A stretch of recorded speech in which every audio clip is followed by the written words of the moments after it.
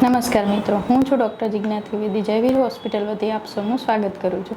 આજે આપણે આ વિડીયોમાં જાણીશું ગોંદ કતીરા વિશે, જેને ગુજરાતીમાં બાદામ ગુંદર પણ કહેવામાં આવે છે અને ઇંગ્લિશમાં આલમંડ ગમ પણ કહેવામાં આવે છે.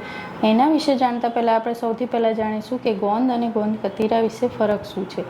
તો ગોંદ જે હોય છે એ સાઇઝમાં નાના હોય છે અને કલરમાં ડાર્ક હોય છે, જ્યારે ગોંદ કતીરા હોય છે એ મોટા ક્રિસ્ટલ જેવા આકારના ટુકડા હોય છે. ગોંદ જે હોય છે એ પાણીમાં ઓગળી જાય છે, જ્યારે ગોંદ કતીરા હોય છે એ પાણીમાં ફૂલી જાય છે. ગોંદ જે હોય છે એની તાસીર ગરમ હોય છે, જેથી એને આપણે વિન્ટર સિઝનમાં લઈએ છીએ, જ્યારે ગોંદ કતીરા હોય છે એની તાસીર ઠંડી હોય છે, જેથી આપણે એને સમર સિઝનમાં લઈએ છીએ. જેના અનેક ફાયદા છે, એવા ગોંદ કતીરા વિશે આપણે આ વિડીયોમાં જાણીએ. ગોંદ કતીરા એની તાસીર જે હોય છે એ ઠંડી હોય છે, જે શરીરમાં ઠંડક પ્રદાન કરે છે અને ગરમીથી બચાવે છે અને લૂ અને હીટ વેવથી પણ બચાવે છે. જે પાચન સંબંધી તકલીફો હોય છે, જે કબજિયાત, ગેસ, એસિડિટી, એમાં પણ રાહત આપે છે. ગોંદ કતીરામાં ભરપૂર માત્રામાં ફાઇબર હોય છે, જેનાથી તમને ભૂખ ઓછી લાગે છે અને વજન ઘટાડવામાં પણ મદદરૂપ થાય છે.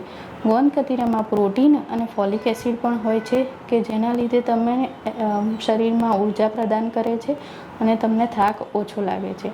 ગોંદ કતીરામાં કેલ્શિયમ અને મેગ્નેશિયમ પણ હોય છે, જેનાથી હાડકાં મજબૂત થાય છે અને સાંધાના દુખાવામાં રાહત આપે છે.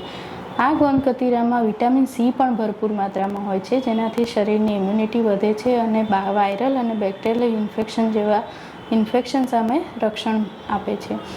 આ ઉપરાંત આ ગોંદ કતીરાને લેવાથી હેર અને સ્કિન એ બંનેમાં પણ અનેક ગણો ફાયદો થાય છે, જેમ કે સ્કિનમાં કરચલી ઓછી થાય છે અને પિમ્પલ્સ પણ ઓછા થાય છે. આ ગોંદ કતીરા મહિલાઓમાં માસિક દરમિયાન થતી તકલીફોમાં પણ રાહત આપે છે અને પુરુષોમાં પ્રજનન ક્ષમતામાં પણ સુધારો કરે છે. આ ગોંદ કતીરાને લેવાથી રક્તસ્રાવમાં પણ રાહત મળે છે. આમ આ ગોંદ કતીરાના અગણિત ફાયદાઓના લીધે જો તેને સંજીવની બુટી કહીએ તો પણ તેની માટે ખોટું નથી.